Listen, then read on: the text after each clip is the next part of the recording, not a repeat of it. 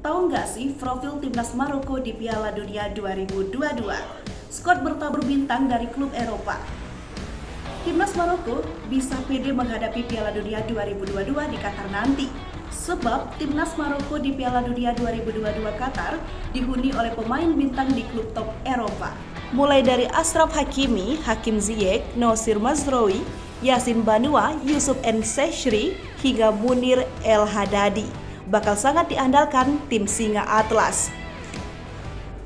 Hanya rombongan singa dari Afrika Utara seperti tak dapat mengaum keras-keras karena terkurung di kandang yang menyeramkan bersama Belgia dan Kroasia di grup F. Paling hanya dengan Kanada mereka bisa berharap dua tim unggulan itu terpeleset untuk mengunci jatah sebagai runner-up. Situasi ini tak jauh beda dari kiprah timnas Maroko pada Piala Dunia 2018 ketika mereka cuma finish juru kunci dalam grup pelik bersama Spanyol, Portugal, dan Iran.